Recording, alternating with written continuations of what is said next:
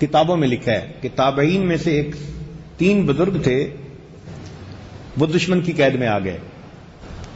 اس نے 2 کو تو شہید کر دیا اور ایک کو چاہا کہ میں اپنی فوج کا جرنیل بناؤں،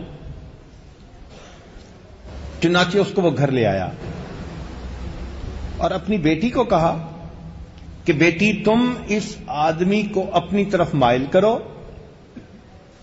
تاکہ یہ ہمارے دین پہ آ جائے، ہمارے لیے بڑے کام کا آدمی ہوگا. 1 ہفتہ تک وہ جوان لڑکی بن سنور کر اس کے پاس آتی، کھانا پیش کرتی، باتیں کرنے کی کوشش کرتی. 1 ہفتہ انہوں نے اس کے چہرے کی طرف آنکھ اٹھا کے نہ دیکھا. وہ بڑی لڑکی پریشان حیران ہوئی کہ یہ کیسے ممکن ہے، یہ جوان مرد ہے، میں تنہائی میں گھنٹوں اس کے پاس آتی بیٹھتی ہوں، دھیان ہی نہیں دیتا.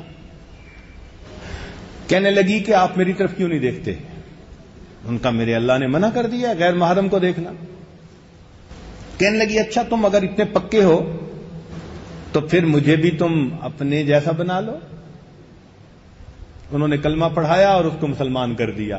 شکار کرنے کو آئے، شکار ہو کے چلے. پھر کہنے لگی کہ اب تو میں مسلمان ہو چکی ہوں تو یہاں رہنا مشکل ہے، مجھے نکالو یہاں سے. چنانچہ انہوں نے کہا کہ تم ہی کوئی بندوبست کرو. اس نے باپ کو کہا کہ میں ان کے ساتھ جنگل کی سیر پہ جانا چاہتی ہوں.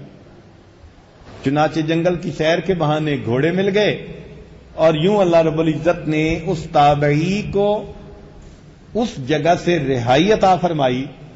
مسلمانوں کے علاقے میں پہنچے تو اللہ رب العزت نے اس عورت کے ساتھ نکاح کرنے کی بھی توفیق دے دی. نعمت وہ ملنی تھی، اگر پہلے ہاتھ بڑھا دیتے تو ایمان سے شاید خالی ہی ہو جاتے یا خطرے میں ایمان پڑ جاتا.